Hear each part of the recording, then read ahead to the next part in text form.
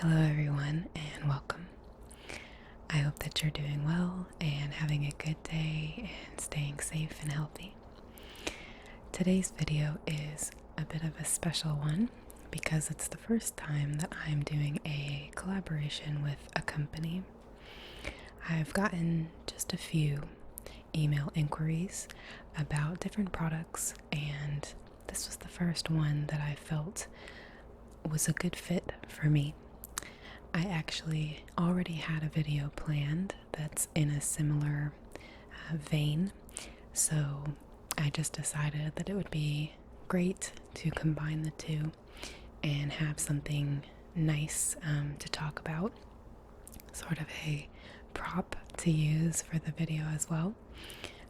I'm not being paid by this company, but they did send me a product for free, so if you're wondering the behind the scenes, that is the scoop on that.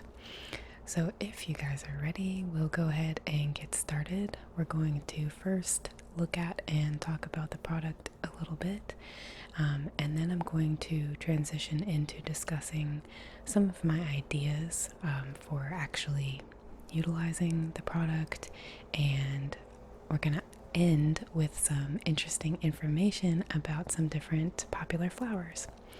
So I hope that you all enjoy. Okay, so I figured what better place to film this flower-centric video than on my nice blue flower chair, which, as you may have seen, is scalloped at the top. So when you're sitting in it, it feels like you're sitting in a nice big flower petal. And I've added some faux roses for decoration in white and purple and pink. And in the middle here we have a very soft box that reminded me a lot of my chair as well. It's a similar texture that is very rich and cozy, but also quite luxurious feeling, if you ask me. And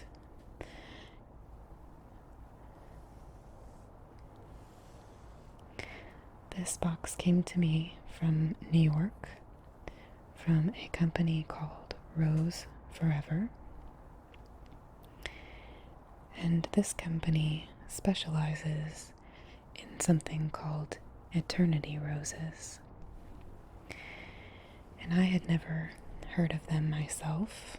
Perhaps you have, maybe not. But I think the concept is very cool, and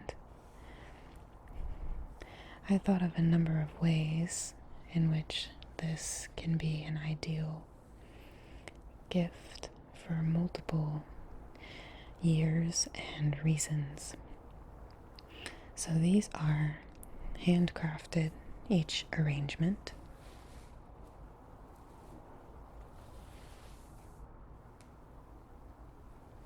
It's so pretty.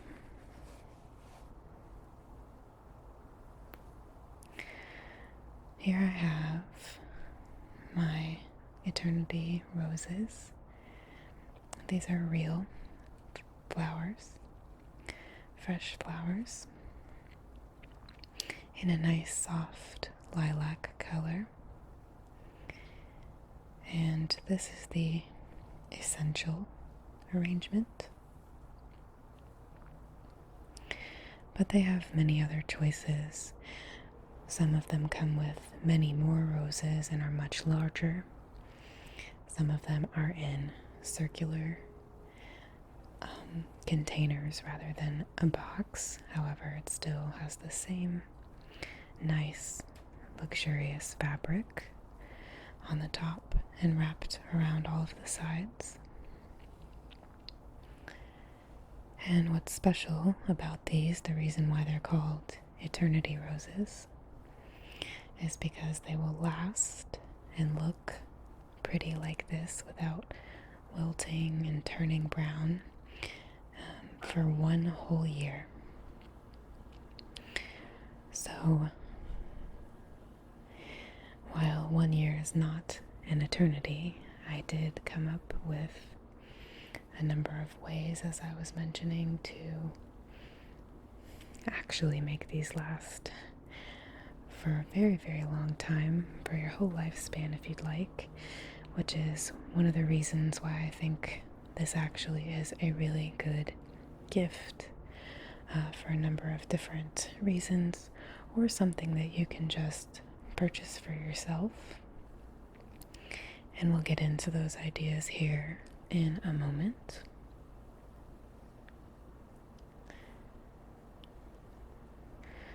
So, Rose Forever was kind enough to send me this arrangement sample, and I really enjoy the fact that these are fresh and natural flowers rather than something that's synthetic or highly altered. I think the way that they open up naturally is just so beautiful and hard to replicate. So they're all kind of unique, and I like looking at the center and seeing how each one unfolded as it bloomed. And the arrangements are not super affordable for all. However, I did look around, and this brand, Rose Forever, has just about the best price for their arrangements that is out there among other brands who do the same or similar thing.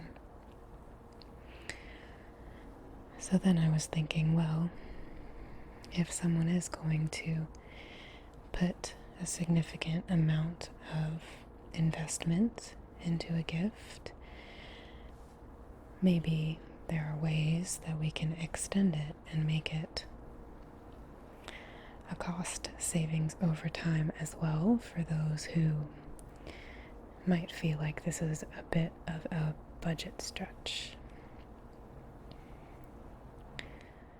So before we move on to discuss some of my ideas, I just wanted to let you know, for those who are interested or might become interested in the future, that there will be a code and links in the description of this video to get you to Rose Forever's website, and also to apply a discount to the arrangement of your choice. So you can either go directly to their website and type in eloASMR 15 at your checkout, or you can use the other link and it will automatically have this sort of applied for you. When I saw the cost of these arrangements, I was a little surprised because, as I had said, I had never heard of this sort of thing before. I remember in elementary school science class, we dipped some carnations in water with food dye, and they changed the colors of the petals, and I thought that was so cool. And I've always been a fan of flowers and gardens. I think they're so beautiful, and every time I pick up some fresh flowers from the store, they do obviously wilt within a couple of weeks, and sometimes I keep the essentially dead roses or other flowers that might hold up. The roses tend to hold up the best in my experience. So I have a few around my apartment that are withered, and if you touched them, the petals would all probably fall off. But I like the way that they look, so I keep them. That all being said, I already knew that flowers aren't specifically, or particularly, I should say, cheap. So for those of you who might be more on my side of the fence when it comes to considering the cost of a gift like this, I wanted to come up with some ways to extend the longevity and make that investment stretch a bit farther. And the company Rose Forever did not ask me to do that.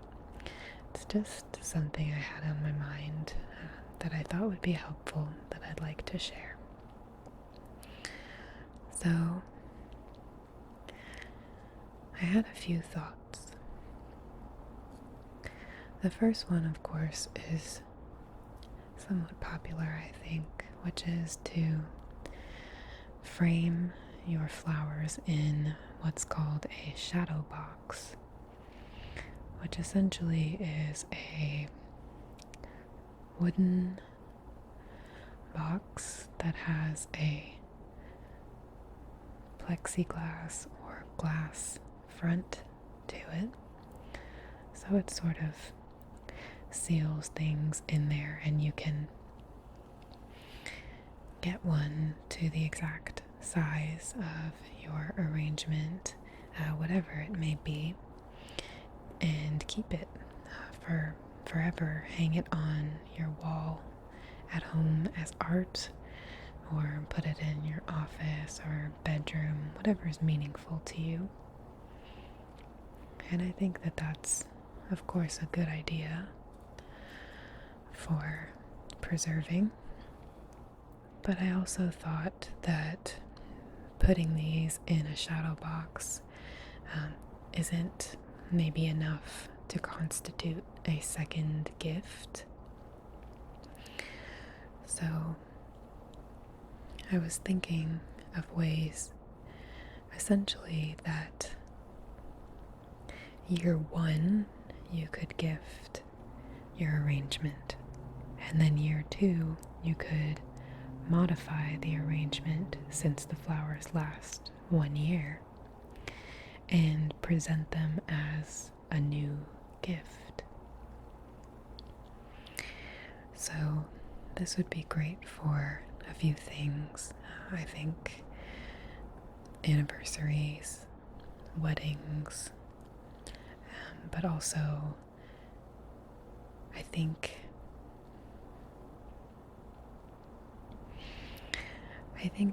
holidays and any important or special day, such as moving into your first house or apartment, would be another great opportunity for this. So instead of just doing a shadow box, you may have noticed in recent times, maybe on Instagram, or I know a few creators in the ASMR sphere who make these and sell them as well.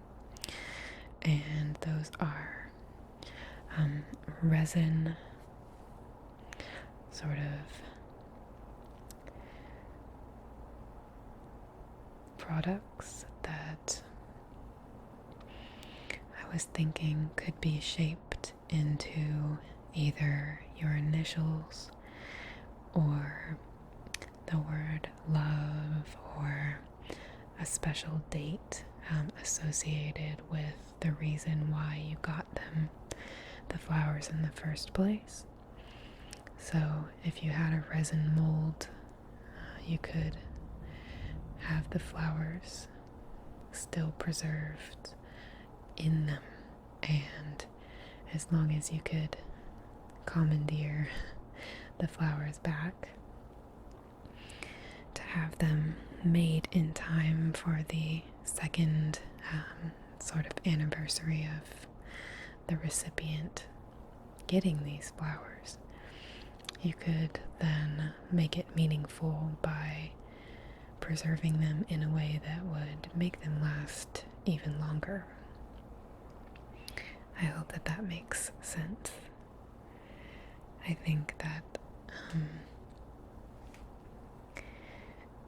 doing something to show that you care over time is essentially what we humans call tradition, and it feels good to have traditions with the people that you love. So I think that using these flowers for a gift in year 2 is actually very thoughtful and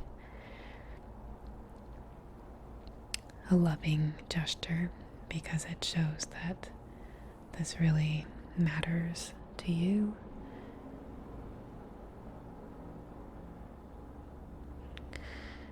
And it renews the sense of importance or happiness or whatever you're feeling when you gifted the roses the first time. So I think that it would be a nice way to carry something with you for a long time, which is, preferable when we are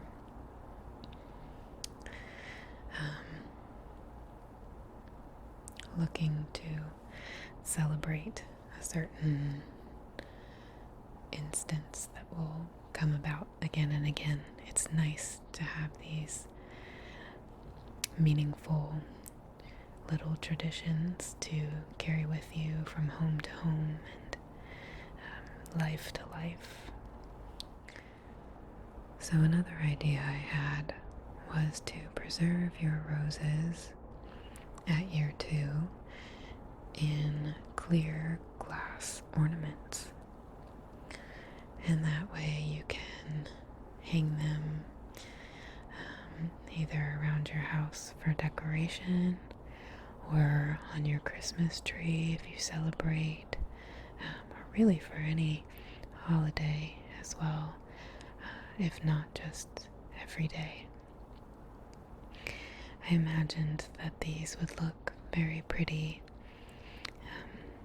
in ornaments that are suspended maybe over the kitchen sink with a window looking out to some yard or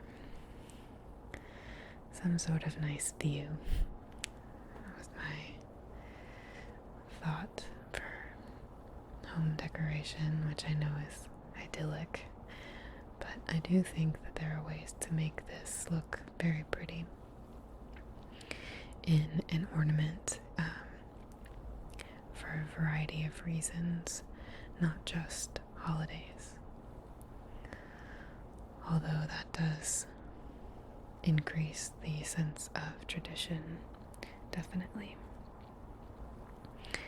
And the lilac shade here likely wouldn't represent many holidays. However, this company, I looked through their website, of course, and noticed that they do have a pretty wide array of color options. They had multiple shades of blue and white, pink, yellow. They have even black, which was pretty cool.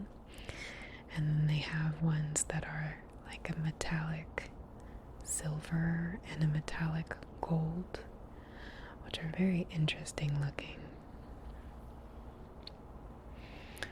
And of course there's the traditional red roses as well.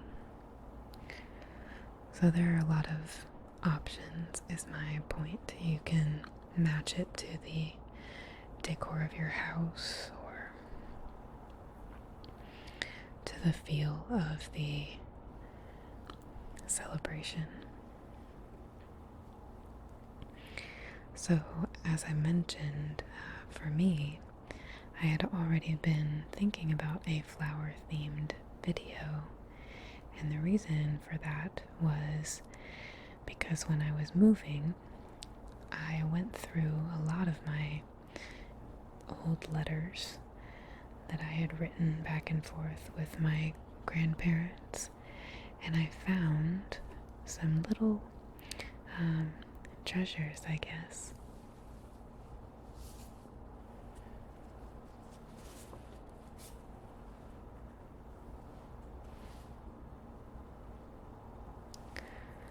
So these are actually little cards. They open up and they're blank inside. They were sent to me in a larger card as just a sort of nice, pretty thing to have around the house. And they have their little quotations on each, but I just love the look of these, the different colors, and it all looks very hand drawn, although I don't believe that it is. So even further back before I moved, well before I knew I was moving, I had another flower related idea which I was going to use as a sort of keepsake for the home that I was living in. And my idea was to get a flower, a yellow flower, because that's what grew in our backyard, and put it in the center of a map that I would make of the surrounding neighborhood. And my plan was to go to each area of the neighborhood where there were street corners and flowers and pluck a flower and then place it on the map to mark the different locations around the neighborhood. So I thought that if we ever moved into a different house, we would have a memory of where we had been, and not just a memory, but a nice crafted map with the actual flowers from where we lived, marking each street. I thought that would be a nice sort of visual reminder. And then I was thinking again that it would be an option to use your arrangement.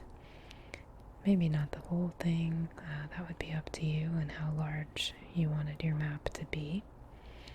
But you could use a few of the flowers if you wanted to be the center of your map, and do the same thing for your neighborhood.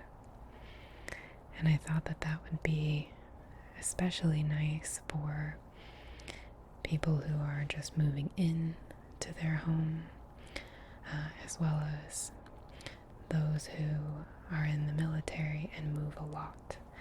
Then they would have a memory from each of the locations that they had gone to.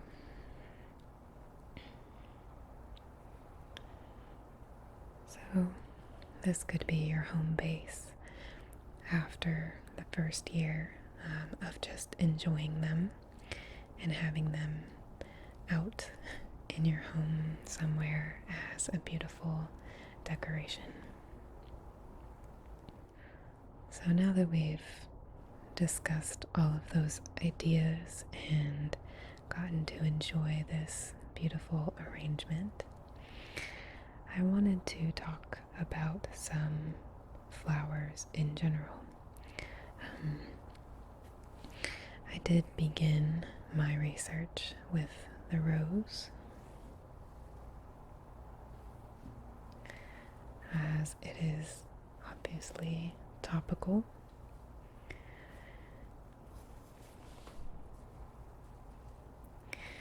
And the reason why I had this on my mind for my own video before I was teamed up with Rose Forever was because when I was in college, I was writing a paper, and it was about a Catherine Mansfield short story, which, if you like short stories and you haven't read her things, you definitely should. She has a great little collection called A Garden Party and Other Stories, I think is the title. And I was utilizing one of those pieces of her work to discuss the way that flowers are used in literature. And when I went to the library at my school, I found tons of books that depicted the different meanings of flowers over the years. And the information was so interesting. I didn't know most of it at all. And I thought that it was just a really cool subject matter to share.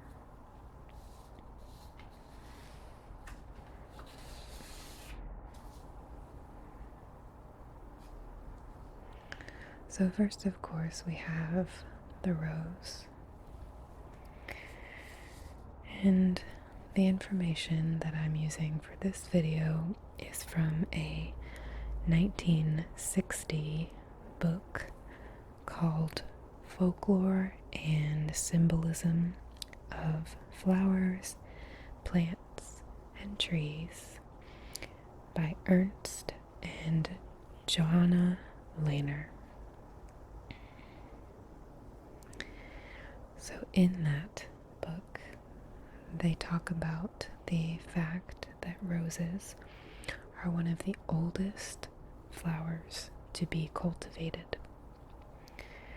They were known to be grown at least 5,000 years ago in ancient gardens in West Asia and Northeast Africa. Many of you also probably know that they are mentioned in the Bible as well. But they're also mentioned in mythology. And mythology, all kinds of mythology, not just Greek, has meanings for flowers that they used in their stories. So as you might be able to guess, the rose is the symbol of beauty and youth and love. Eventually, through the chain of mythological storytelling, the rose became the symbol of silence and secrecy. So, council chambers in ancient times would attach a rose to the ceiling of the area that they were meeting at to discuss their important council matters. And in this way, they developed the idea of sub rosa, which essentially just means that everyone was under the rose. So sub, below, and rosa is the rose. So you would swear to secrecy sub rosa, that you weren't going to give away all the important council secrets. And in today's world, you might have seen something called a rosette in the ceiling of a building or home that you've been in. So I thought it was cool because I know I, for one, have definitely seen rosettes in various ceilings that I've been in, and I had no idea that there was a more, I guess, dramatic reason why that became a tradition.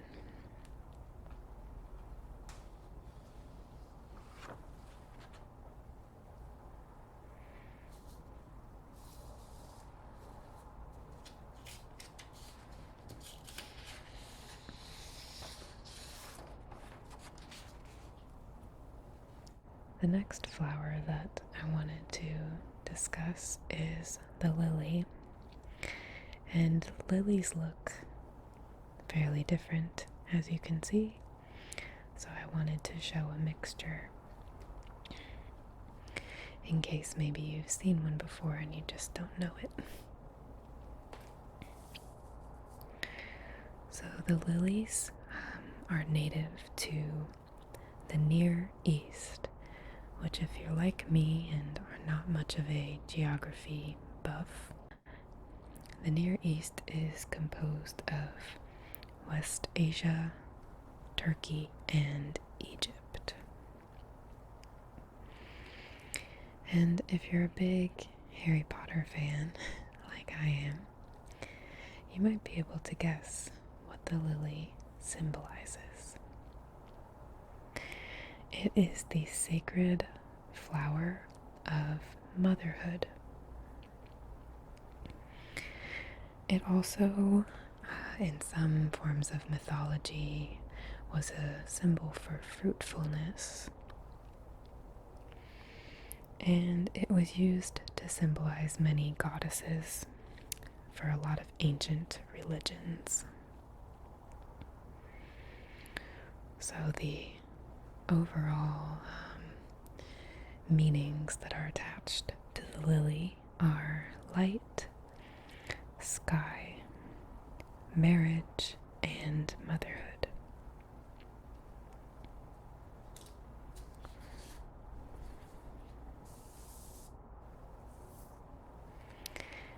In Semitic religion,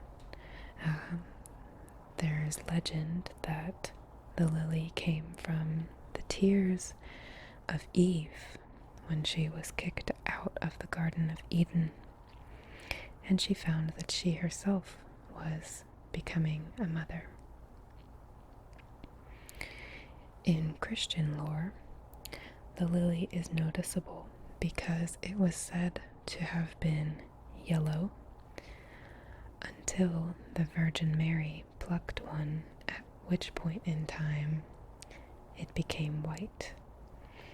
And of course, then it's a symbol of purity and chastity, as well as innocence.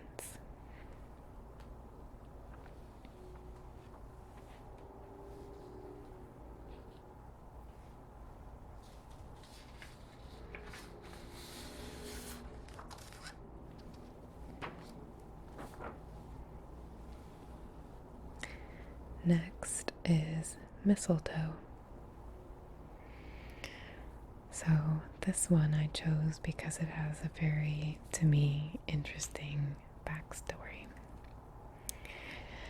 During the Dark Ages, people believed that mistletoe grew from bird waste rather than a seed, because the mistletoe was always only growing high up in the trees. So people assumed that was the reason. For some reason, even though they believed that, they also revered the mistletoe. So it was used in ancient Celtic and Teutonic tribes. it was considered sacred. So the Druid priests would use the mistletoe in a sacrificial ceremony. And after the ceremony, all of the people would receive some mistletoe to take home, and then they would hang it on their ceiling to keep the evil spirits away. And of course, that is where we get this tradition for Christmas of hanging mistletoe. Although I couldn't help but laugh thinking that we've romanticized it so much, and it's always about a kiss under the mistletoe when it started off as a flower of bird poop and was used in actual sacrificial ceremonies, which are not the most nice of things, and somehow became what they are today through that. Mistletoe is actually banned, however, from churches because it is a pagan symbol.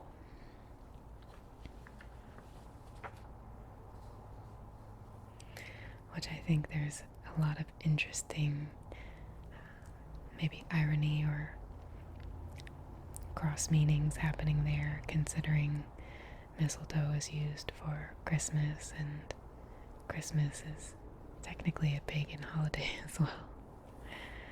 But who am I to say?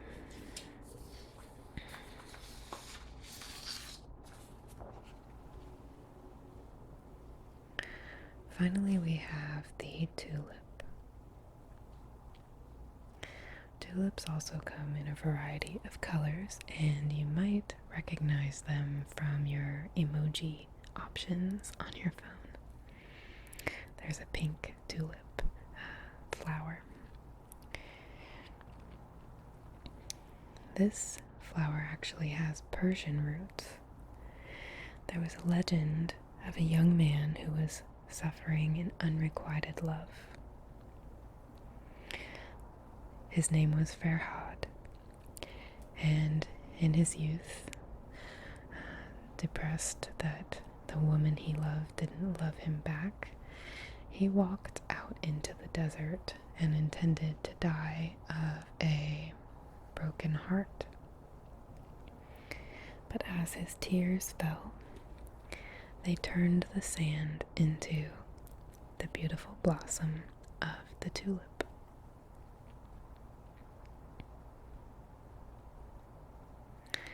In Persian symbolism, tulips represent the perfect lover. Many of you may know that these flowers are now mass cultivated in Holland, in the Dutch region, and they're even the national emblem of Holland. But back when the process of cultivating these tulips began in 1562, it actually financially ruined Holland for a period of time, so they had to crack down and institute laws before it was able to become a practice again.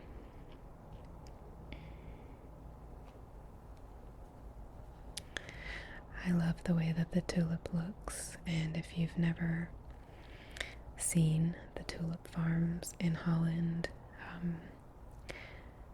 I don't mean in person, I haven't been there either, but just in a movie or TV show, or I highly recommend that you Google them or find a YouTube video of a drone flying over or something, because they're very, very beautiful. My only qualm with tulips is that they do not last very long. If you buy a floral arrangement with tulips, the leaves, or petals I should say, begin to shed quicker than just about any other flower. So they're beautiful, but not very long lasting.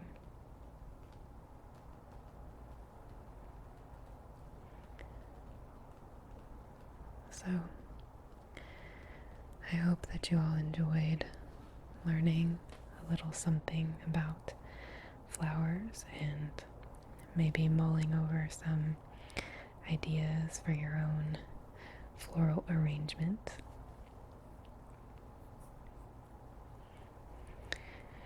I would love to know what you think about flowers.